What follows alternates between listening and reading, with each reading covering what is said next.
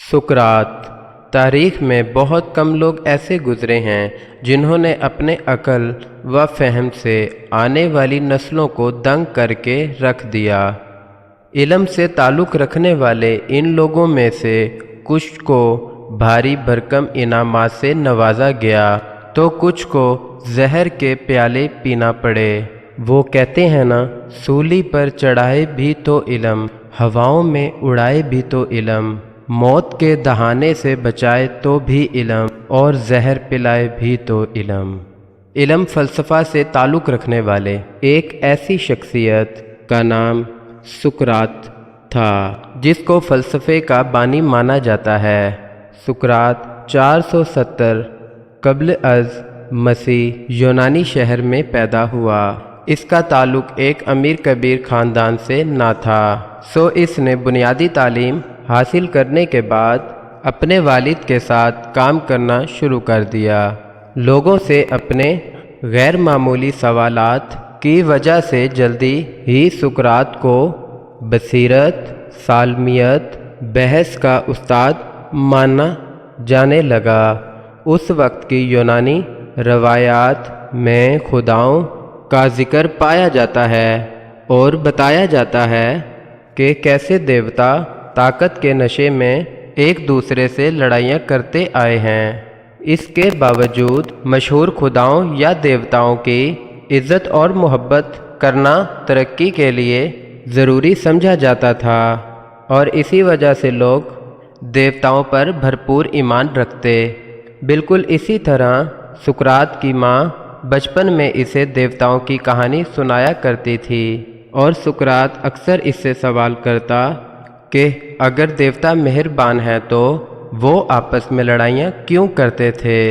लेकिन सुकरात के इन सवालों का जवाब उसे कभी ना मिला।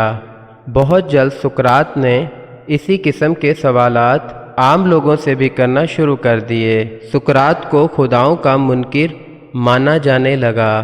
एथेंस के लोग जो कि खुदाओं या देवताओं पर खुद से ज़्यादा यकीन रखते थे, उनमें से बाज़ सुकरात के ख़िलाफ़ हो गए। अगरचा सुकरात ने अपनी ज़िंदगी में एक किताब भी नहीं लिखी, लेकिन इसके बावजूद इसने नौजवानों की एक बड़ी तादाद को मशहूर कर लिया था। वो बाकायदा तौर पर उस्ताद नहीं था, लेकिन उसके बावजूद लोग मुख्तलिफ़ महफ़िलों में उसका फ़लसफ़ा सुनने के लिए जाते थे।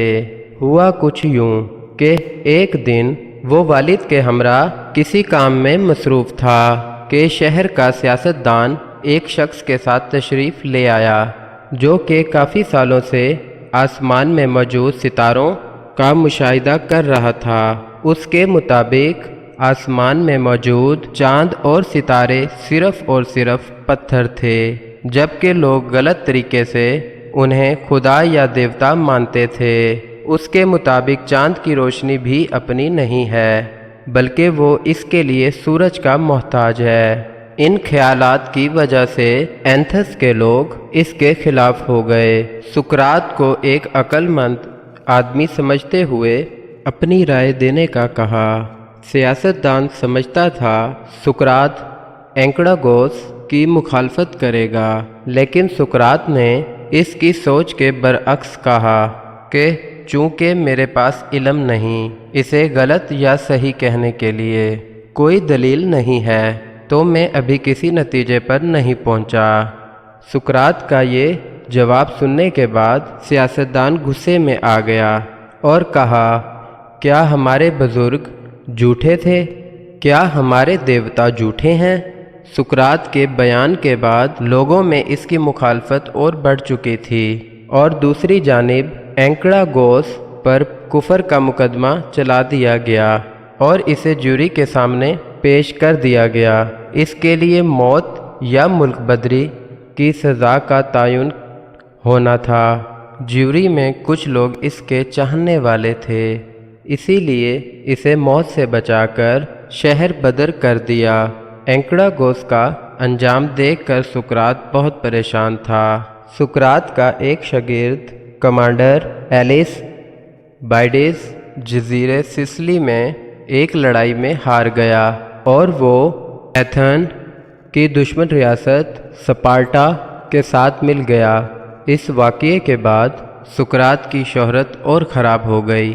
ایلس بارڈن کو غدار کہا جانے لگا۔ سقراط کے دشمنوں نے یہ ساری صورتحال کا فائدہ اٹھاتے ہوئے سقراط پر مقدمہ چلانے کا فیصلہ کیا۔ ایتھن شہر کے وسط میں عدالت لگائی گئی۔ جیوری 500 افراد پر مشتمل تھی اور پہلے 3 گھنٹے سقراط پر مقدمہ پیش کیا گیا کہ اس نے ریاست کے منظور شدہ خداؤں کو ماننے سے انکار کیا اور کفر کیا، جس کی وجہ سے دیوتا ایتھنز کی ریاست پر مہربان نہیں رہے، اور یہی وجہ ہے کہ ہمیں جنگ میں ناکامی کا سامنا کرنا پڑا ہے۔ جنگیں جیتنے اور ترقی کرنے کے لیے ہمیں دیوتاؤں کی خوشنودی چاہیے، جو کہ سقراط کی تعلیمات کی وجہ سے ہمیں میسر نہیں، لہٰذا اسے موت کی سزا دی جائے۔ اس کے بعد سقراط کو اپنے دفاع کے لیے 3 گھنٹے دیے گئے، لیکن سقراط نے اپنی صفائی دینے کے بجائے وہی کام کیا جس کا اس پر الزام تھا۔ وہ کافی دیر تک ایتھنز کے سماج اور معاشرتی برائیوں کا طنز کرتا رہا، لیکن اس نے اپنا دفاع نہیں کیا۔ سقراط کی تقریر کے بعد جیوری نے 220 کے مقابلے میں 280 ووٹوں سے سقراط کو مجرم قرار دیا اور اس کے لیے سزائے موت کا اعلان کر دیا۔ ایتھنز کے قانون کی روح سے سقراط کو اپنی موت کا تعین خود کرنا تھا۔ جب سقراط سے پوچھا گیا تم کس طرح مرنا پسند کرو گے تو اس نے کہا میں حکومت کے خرچ پر ڈنر کرنا چاہتا ہوں۔ اس نے زہر پینے کا فیصلہ کیا۔ موت کے دن سقراط پر کسی قسم کا کوئی خوف طاری نہ تھا۔ اس نے تو زہر کا پیالہ بھی بڑے اطمینان سے پکڑا۔ سقراط کے چاہنے والے پریشان تھے اور بعض نے رونا شروع کر دیا، لیکن اس وقت سقراط نے تاریخی الفاظ ادا کیے، میں نے سنا ہے آدمی کو خاموشی سے مر جانا چاہیے۔ جب میں زہر پی لوں تو تم اپنے اوپر قابو رکھنا اور صبر سے کام لینا۔ اس کے بعد اس نے زہر کا جام اپنے منہ سے لگایا اور کچھ ہی دیر بعد اس کی موت ہو گئی۔ اس طرح ایک عظیم فلاسفر کو اس کے علم اور سوچ کی بنیاد پر موت کے سپرد کر دیا گیا۔